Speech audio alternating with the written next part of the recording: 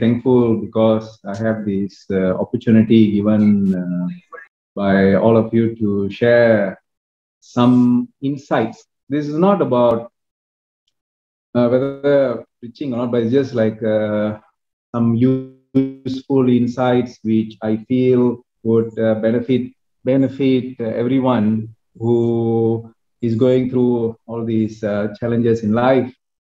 Maybe from these sharings, we will be able to take back some tools which can help us to manage our lives better.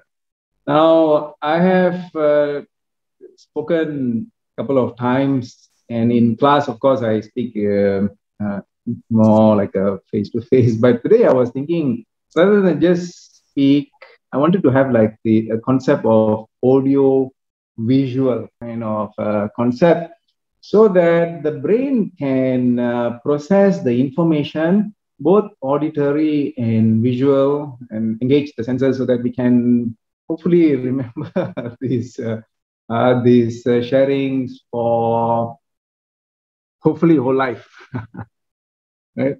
So there are certain concepts which I have thought about over many years, and I would like to share this after lots of deep thinking. All the materials that I'm going to share with you is all original. It's all what I have thought about and written about. So it will be audio visual. Means I will be talking to you. It's like an audio book concept, but you have the book in front of you. It's not just listening, and you may be able to see me at one corner there. And so thank you everyone for coming today, spending this time with me. And let's see how all these concepts and philosophy can assist all of us, including, of course, me, to remind me of how I would like to live my life too, you know, in this society, and serve more. So shall we share the slides? Okay, we look at in pursuit of a balanced life. This is the topic which I am going to share with you today, as this here. So everyone can see the slides.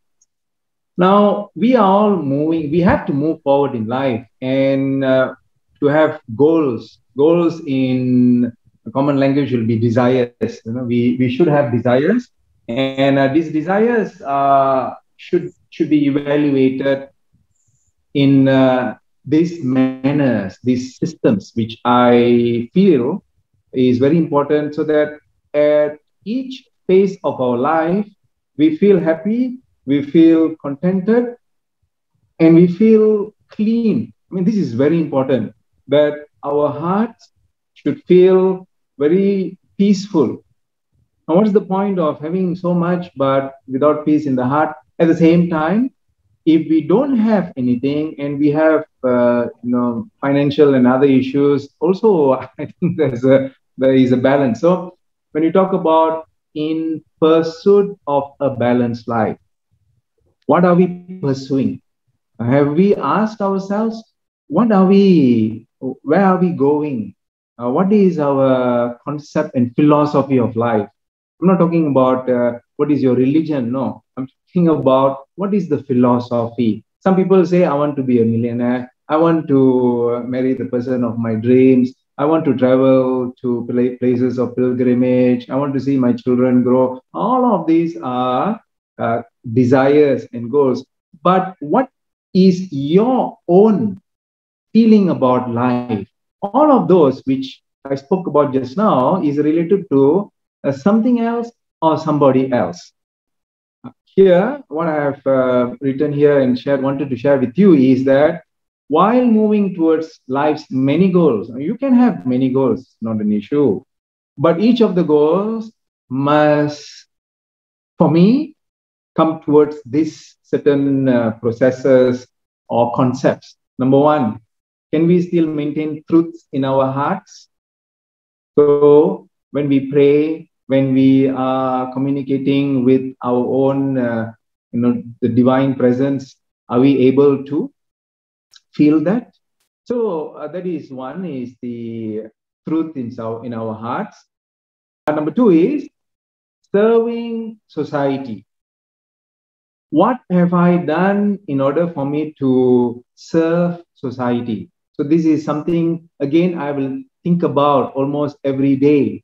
Today, what have I done to serve somebody who is part of society? And number three is to be self-aware.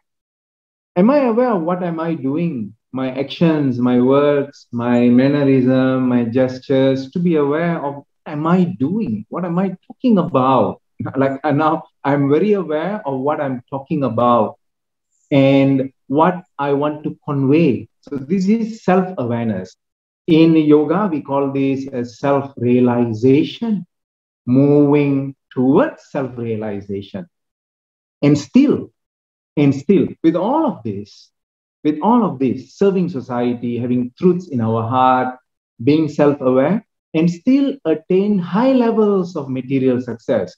In my teachings, in my sharings, in my talks, I've always mentioned about the balance between the inner pursuits and the external balance. If only one, there is. So here the question is, still attain high levels of material success. Can we? Can we do this? So this is what we want to further talk about. Can I go to the next? So for me, in my deliberations and my thinking, and also what I have seen and heard and read about many very successful individuals in this world currently or in the past have spoken about what is success.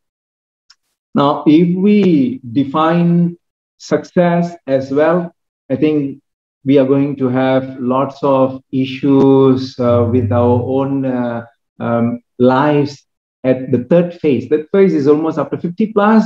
If it is only that you have thought about only wealth in the terms of money, then I think it's going to be a little bit, you may have to really reevaluate so many things at that point of life.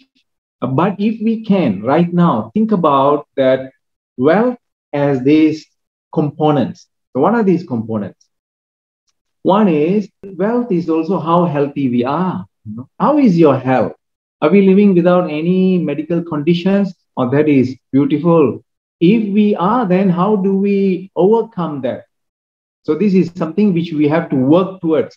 Now, to gain good health, you need to work a lot. There's a lot of things that we need to do. We need to take care of what we are eating, how much time are we spending inside the office, or is there an opportunity inside the office to walk around, to stretch? These are things which you will need to think about deeply. Number one. Number two, the other aspect of wealth is relationships. How is our relationship right now? I'm pausing for a while for you to evaluate how is the relationship with those we work with.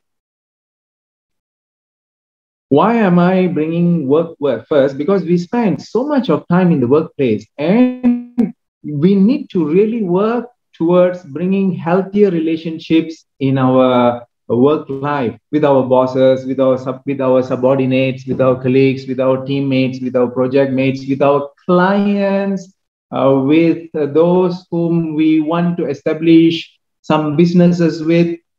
If you are a frontliner or in the front desk, those who come, strangers who come, how do we relate to them? So these are things which we will need to work very hard. And then family. How is our relationships with our family? Now, in the family, we cannot take things for granted. We have to work towards maintaining and improving, not only maintaining, but improving the relationship with our parents, with our spouses, with our children, with our in-laws, with your siblings, and if you are in a neighborhood, with your neighbors. So many aspects of relationships has to be realized and understood. But there is relationships now has extended to even online. How do we manage our relationships?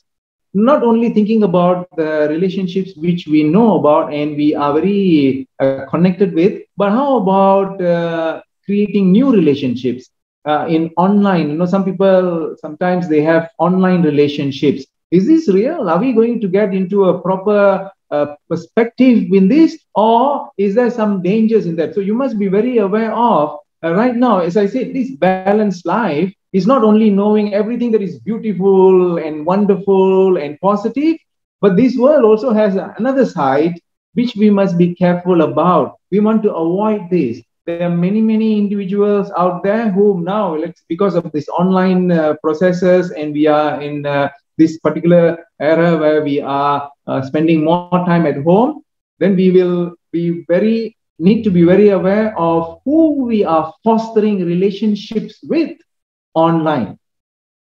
But relationships is, for me, a very, very important component of our lives. And if you see that everything that we do is related to spirituality, I'm sorry, is related to relationship. Health is related to relationship. If I can have a good relationship with my coach, with my mentor, who is teaching me good health, then that becomes a very positive, and I'm eager to go and practice. Spirituality, we come to spirituality. I want to link this a little bit. Spirituality, if I am connected in a positive way with my teacher, with my mentor, with my the person who is leading me or teaching me in spirituality, I'm able to have a very eager and flowing process. So you see, even in relationship, we have to have a very positive and good relationship with our mentors. In wealth building, if we have a mentor who is teaching us how to develop our wealth, how to be successful in our businesses, so you can see that in health, spirituality, and wealth, the building of rapport and spirituality takes center stage. So spirituality is something very personal, something which we will need to work deeper about and understand that we have religion. If you are practicing a religion, then you have to extract the spirituality in that religion. Some of you may be experimenting with some form of understanding a variety of religions. Fine. In each religion, there are spirituality, some very important, beautiful lessons which we can learn and understand, so that we become aware of the self. But spirituality in many ways is about what we are, how we are moving towards an inner journey. So this spirituality is about self-realization. And I've spoken about wealth and how we need to work towards understanding wealth. And then we will move to the next slide. Working culture. All of us are working, whether we consider ourselves as working from home or a housewife. All of these I would consider as work. Now, if you are at home, let's start from the home. If we are a housewife and we are taking care of our children, they are our partners. Our children are our partners. Our spouse are our partners.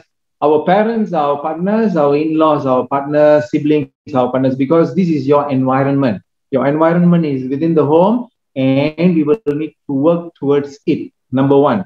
Number two, if we are working and doing business, so we think that we are doing business, therefore we are not working. No, we are working. Even business should be considered with some form of understanding and some principles in our work. And then the third one is when we work for others.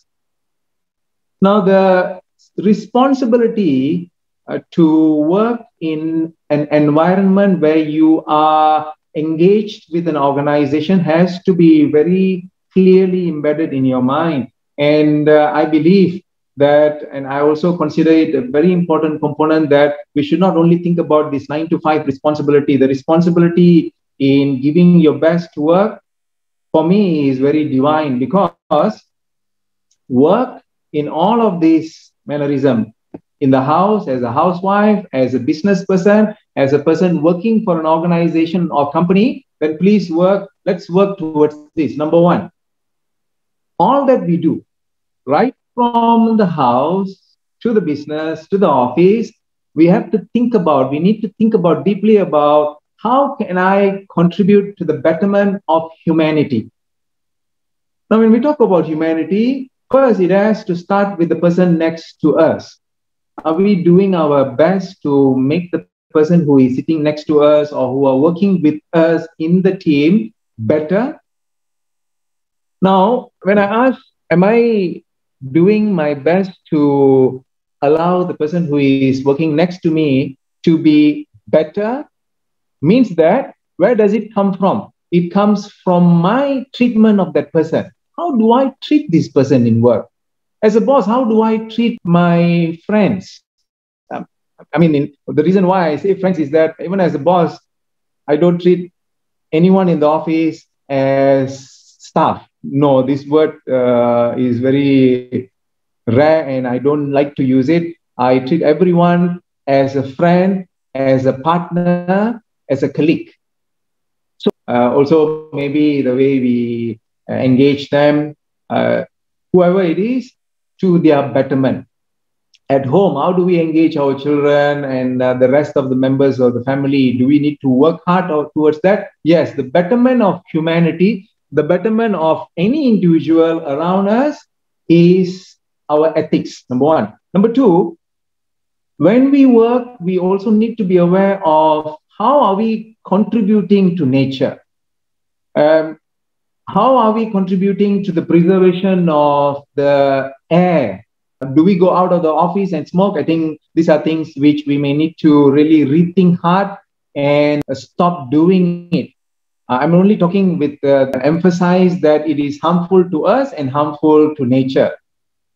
And when we see any kind, if the place is not clean, if the work environment is not clean, do we take an effort to clean up the place without waiting for somebody else? When we walk, when we see some rubbish, do we do something to clean up? If we go to the seaside, when we see plastic bottles, do we do our duty to clean them up? So these are things which we will need to work towards protection of nature. That means the trees, the rivers, the oceans, the air, everything needs to be made a priority in our working process. Number three, protection of animals. And animals are voiceless. They are not able to talk. They are not able to share their agony, their pain, and none of it. And we as individuals who have been given greater strength, greater intelligence, and greater mobility,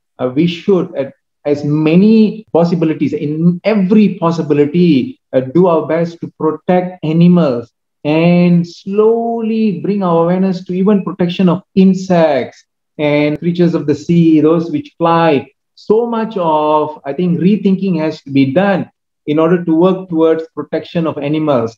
Now, maybe I can say I'm a vegetarian, therefore I am doing something towards that. And my motivation of being a vegetarian is number three, protection of animals, not about health, not about spirituality and philosophy. No, it's only about that greater and deeper connection with animals has occurred in my life. And I feel that there is, I mean, not feel, the reality is there is life in them, there's throbbing life force, there's heart in them. Therefore, I've made a decision to do that. I'm not asking you, I'm just sharing what is my motivation of my changes in my lifestyle. Now, we are going to talk about success. Everybody wants to be successful, correct? We all want to be successful. And you ask, sometimes we are unfair saying that only this current generation, the young guy, the young kids who go into work, they want to be fabulously rich. They want to buy fancy cars, live in big mansions, want to be billionaires. I don't think it's wrong. It's not only the young, but almost everybody in every age wants to be nothing, no issue at all about being fabulously rich. But in attaining that, there are certain concepts which we may need to think about and make as our personal philosophy. Number one is, even though it's not in number one, number two, number three, it is before number one, which means how important that is. We don't allow false ego in the heart. This false ego should be something which we need to be aware of. Now, I've mentioned the word false ego because I have evaluated and thought about ego. Ego is something which is necessary. Ego, just the essential ego. When you ask me who am I can say, my name is Manisekaran, this is my work, and this is what I do, this is my family members, like this. That is something which I can identify when this is in. So it's some kind of self-identification. That is the normal ego. But false ego is something which I try to impress the world about, that I have this, that I have that I am doing, something which I am not actually am, but creating some kind of illusion so that I am able to somehow mislead people. So we don't want to do that. So that comes when false ego comes into the heart. So we keep our hearts just a regular ego. Number one, as you become wealthier, it is easy to forget oneself. True? When you buy a better car, when you go to a bigger house, and when you have your first 100,000 or 500,000 or 1 million, I can tell you, people change. I have been in business for almost 35 years. I have seen very, I cannot say remarkable changes in people. I wouldn't use the word remarkable because it is not remarkable. When an individual becomes successful financially, the way they change, I think it's not remarkable, it's unremarkable. But also in my own life, maybe due to the individuals who are around me in yoga and the programs that we do as a form of social enterprise, we don't see that too much. The individuals who are around me currently are those they are becoming better and more successful in their businesses and career in tandem with humility. At every step of their life, there is humility. You know, they're saying that when the branch is heavy with fruits, it humility. Let's remember to be humble as we grow, not only in wealth. When you become popular as a person who who is able to create wisdom.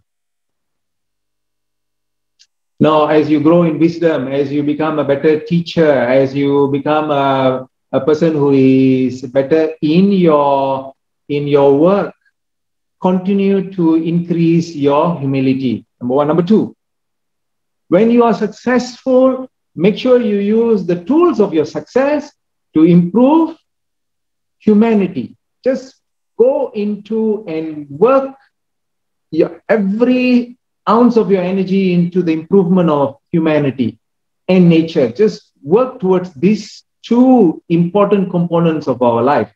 And number three, nurturing a balanced personality. Our personality, as we become wealthier, as we become more popular, as we become more successful, as many people seek you for your wisdom or for your mentorship, please remember that ethics has to be the most important component of your life. Ethics.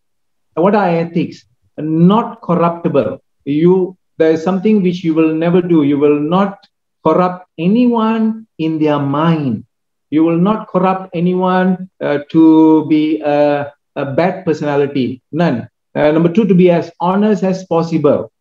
High ethics, honesty, hardworking. You will work hard for your success. Now, this work hard means work hard in your mind, in your heart, because this work which I have shared with you is work for humanity. It's not only working to increase your wealth, but also to serve humanity and nature. So there is definitely work involved. If we only think about wealth and we say that I want to work smart and earn lots of money, that's fine. That is up to you. But the other work that you need to do is for society and humanity and nature. So this ethics, in the art of philosophy, the ethics are very clear. It's about truth. It's about non-stealing. It's about discipline. It's about being truthful, honest, gentle, compassionate, kindness. All of these is components of ethics. But I think the most important component of businesses is not to give in to any form of bribery. So you do your work, you go according to your capacity, and you work with your talents.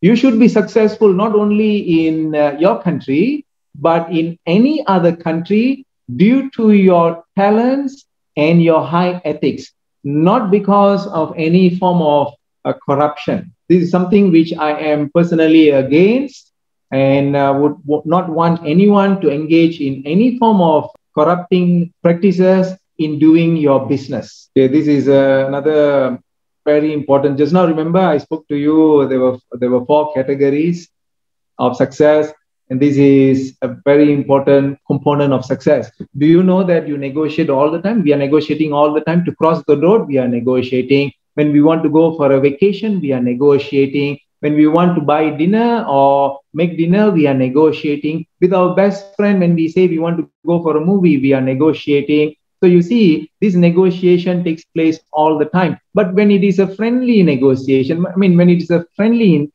interaction, we don't think about it as a negotiation. But when it comes to a hard subject matter, and it's regarding relationships which are in a turmoil, we easily forget the subject matter and people start attacking each other. Then the person becomes victims. We don't want to do that. So here I would like to share with you this understanding of the concept of relationship as a form of negotiation. Please think of it in a matured way on how relationships should be viewed as a negotiation process. And you negotiate. Please negotiate with your spouse to find a solution. Please negotiate with your bosses to find a solution. Please negotiate with your customers to find a negotiation, with your colleagues, with your in-laws, with everyone. Just remember that it is going on all the time. And when we understand this and be able to segregate the subject matter and the person, this is the subject matter. Please go soft on the individuals, but let's work hard on finding a solution on the subject matter. And it's not the other way around. It's not that we are hard on the people and soft on the subject matter. That means we can compromise on the subject. No, we don't compromise on the subject. We take a very compassionate view of the individuals, find a solution. What is the solution? It has to be a win-win solution, not somebody lose. Now, please do not compromise what you want to achieve when it is based on truth, honesty, compassion, and you want to serve humanity nature.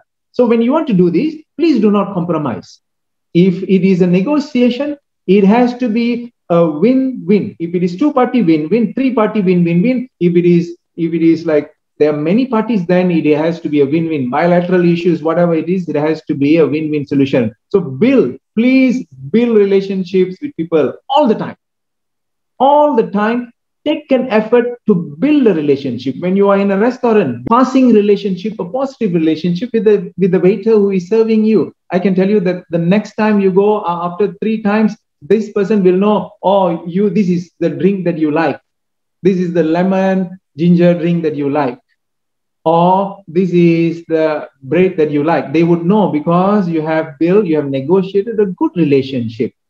So remember all the time. And to be aware, when you are talking, somebody gives you water, you can stop that conversation, look at the person and thank you. So now when we build relationships, is with the view of contributing to their well-being. We continue to serve. What is this meaning serve? Serve is something which is very subjective, which is very nurturing from inside. I will talk about this in another slide. But when we do this, when we build relationships with the focus of serving all those who we are attempting to build that relationship with, you will find that you will become successful in almost everything that you do. As you build the relationships, I can tell you, just like what my teacher told me, you don't have to look for the light. You just work hard. The light will come towards you. I would like to share with you that when you build relationships over the years, you will find the success come towards you and you don't have to look for it. The continuation of relationships. Now, this is a very important component of what I have seen and what I'm continuing to see. There are many ups and downs in our lives. Look, right? There are all the time. Now, when we are going through this up and down through our lives, we always need to just look next to us. Who is there still with you? Especially when it is going down. Who is there next to you? These are the ones when we are going through a lot of challenges in the family or in business or work or in any other component, maybe in college or in school. There will be one or two individuals, and if we are blessed, there will be many. These are the individuals who I see this in my event. I see those who stay after everyone has left. They are the ones who are still there, cleaning up, cleaning the place, arranging the chairs. If we sometimes in an event, if somehow there were too many people and there's no food, you will find that these are the individuals who won't eat. They will say that it's okay, let everybody eat. If there is not enough money during that period of time when maybe the business is not good, they will say that no, I don't need, even though they need, even though they may not have any extra money in their pocket, they will say, no, I don't need. And these are the ones, when you are challenged, when you are in some big issues, or when you are at a very challenging period, they are the ones who will be with you. This loyalty is such an important component of our lives, defending you, being with you till the last bit of energy in their bodies. We are not giving them anything extra. But how come these individuals are still there? Now, for me, and I'm sure for all of us, if and when we have this individual or individuals in our life, I would think they are more precious than all the money in the world. So these relationships are so important. Now we specifically work on wealth. Earlier I spoke about in a different angle, but now I want to talk to you about how can you use wealth. You may be building your wealth now. You may not have started, but I am sure with the principles that I am sharing with you now, and those principles which you may have in your mind, and the principles which I hope to share with you in future programs, is that when you have wealth and you are growing your wealth, please consider, I'm just asking, please consider using a good part of your wealth for humanity. Now, when we are going to use a good part of our wealth for humanity, we can understand through history and also through what is happening currently in many places that when you give handouts for those who are able to care for themselves. Now, please remember, I'm qualifying it. For a person or persons who are able to care for themselves, just a little bit of effort, they would be able to stand on their own two legs. But if we continue to give handouts, we may be spoiling them. We may be even making them lazier in pursuing something which will be useful for them and their future.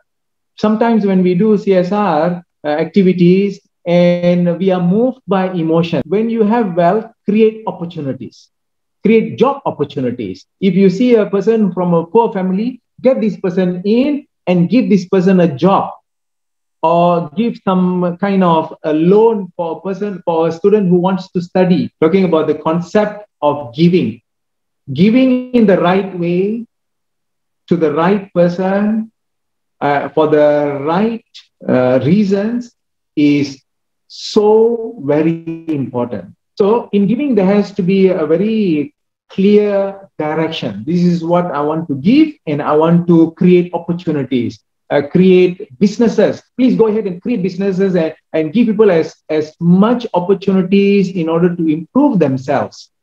Create businesses and projects where you will need to take in more staffs. Give educational benefits. Give them opportunities to exercise. So if you are in that kind of situation, or you will be in that kind of situation of greater wealth, please educate your children, your siblings, your younger siblings, your nieces and nephews with character. Give them good education and then let them work for their own success.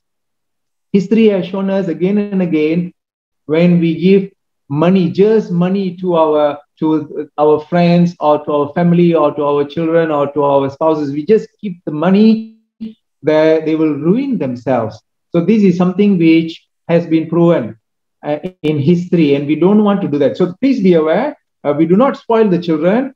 we give them work to do. And we don't want to spoil society. We don't want to spoil society. We don't want to spoil our children. We want to make them hardworking, creative, and with high ethics. So we want to create effective, hardworking society. And with that, you will be a beacon of light and hope for society, because you are very so clear about what you are doing for society. Again and again, we hear about how to make money. How to make money.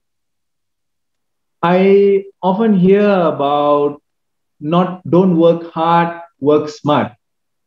Many times from 1990s, this concept has been going on. Work smart, don't work hard.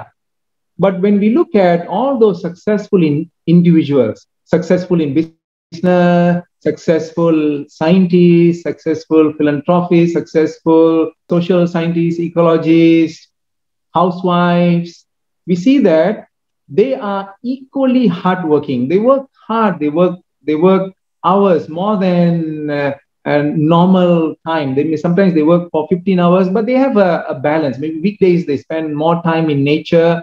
They really work hard. There's a lot of work that is going on, but they're also smart. They work their intelligence. They study. They have good mentors. So that is a very important aspect to look at. And number two, when we make money, we must understand where the profit is coming from. Where do we want to invest? There are many places you can invest, right?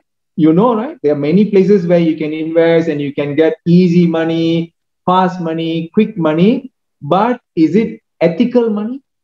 How sure we are that it is not used for some things which are not good for humanity and nature? When we are investing in certain portfolios, how do we know that this money doesn't go to some enterprises which are actually harming nature and society, maybe producing substandard food and some other chemicals which can harm society and children and the elderly, or maybe even producing some weapons which are going to destroy some countries? How do we know?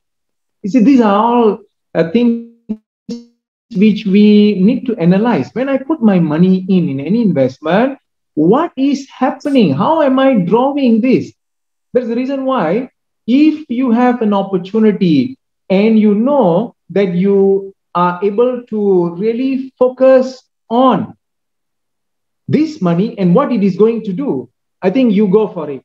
This money I'm going to open a flower stall, and I know it's a small business, but I know this flower is going to bring happiness to some families, that is going to go to a place of worship, or somebody is going to give these flowers to someone and make them happy. You know. But if you invest your money in some other business or with somebody, how do you know what is going to happen? We talk about portfolio, we talk about big investments, we talk about, I want to be rich quickly and fast, and I don't care what's happening. Please, this is not responsibility. Because here we're talking about, in my talk, I want to talk about the way of righteousness, doing the right thing. So I will need to know what I am doing, that when I invest, that I know is going to bring goodness to humanity, animals, and nature. This is something which we should be very close to. When we invest in our money, and when we don't know where, we will need to rethink and always reflect righteousness all the time, all the way. All of us want to be famous, right? We want to have followers. We want to have following. Always hear this.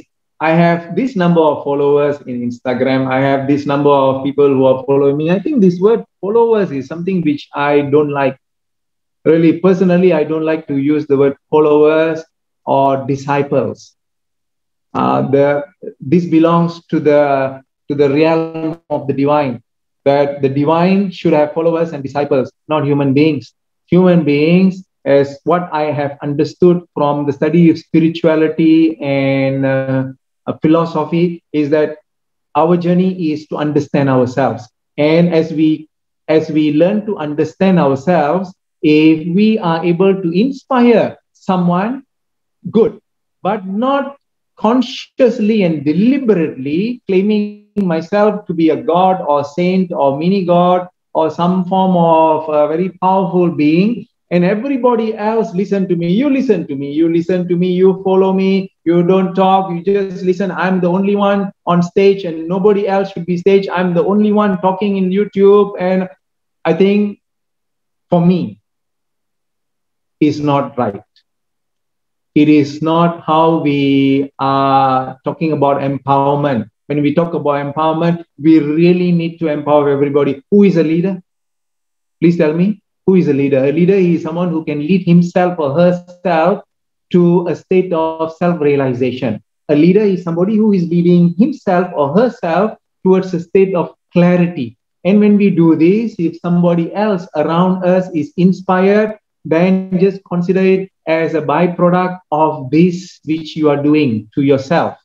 Always remember to remain humble, service-oriented. Soft-spoken means that now I'm speaking loud with energy.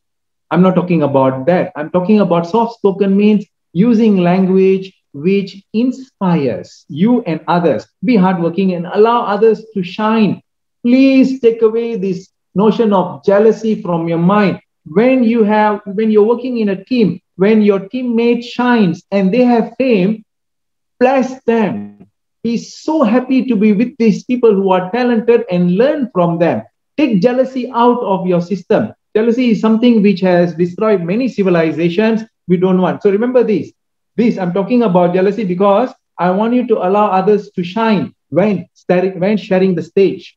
When after you speak and somebody else speaks and they have more greater applause, be so thankful to the divine for giving an opportunity to listen to this person.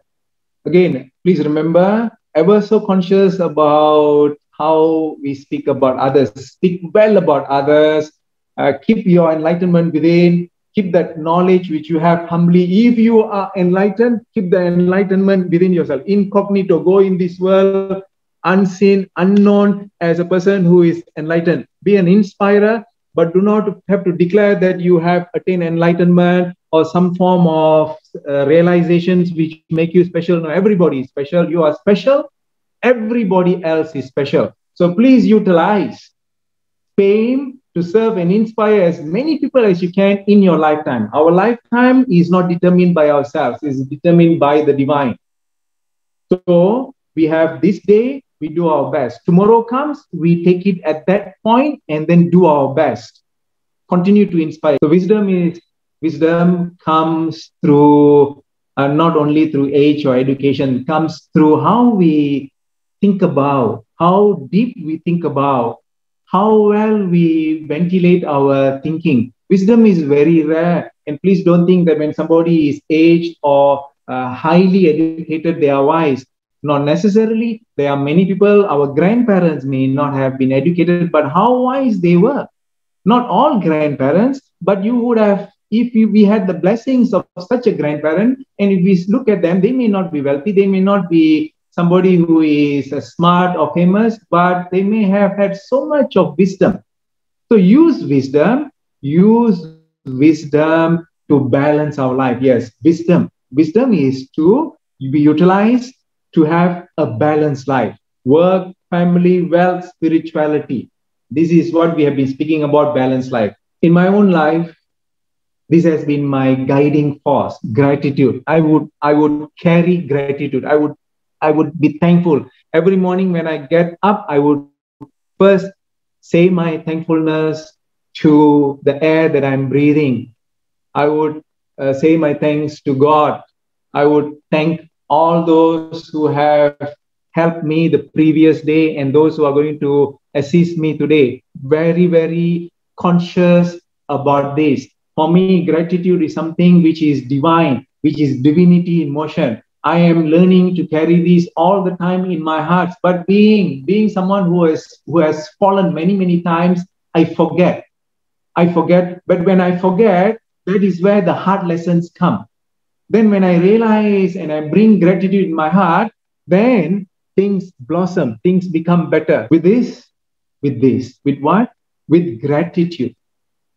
And again, I would like to remind myself to be grateful for the opportunities that has been given to me. And these opportunities has been given to me by God, through the individuals whom I am working with. All of you, my students, my well-wishers, friends, and the many, many people whom I'm going to meet in my life, those who I have met in my life, and those who I am going to meet in my life. I'm so thankful. I'm filled with gratitude. And I thank MAYI. MAYI is our platform, MAYI Koperasi, MAYI Infinity, MAYI Yoga. All of these are beautiful platforms. I truly believe in MAYI. I truly believe that MAYI is a gift from nature, because whatever we are doing is to serve nature, is to serve humanity and nature. And I would not be able to do anything without this platform. And this platform called MAYI will not be alive if not for you. Only all of you, through your significant contributions, that we can reform and rejuvenate entire humanity and nature. All of this is only possible through your support. And I would like to always remain a servant of the servant of the servant of those who serve humanity and nature. And to be given, I would like to be given an opportunity to serve continuously my whole life. Thank you so much. I hope to see you all in the future again. Thank you so much. Thank you so much, Hamza, Roy. Thank you so much, Janvi, for the slides. Thank you, everybody. Thank you. Namaskar.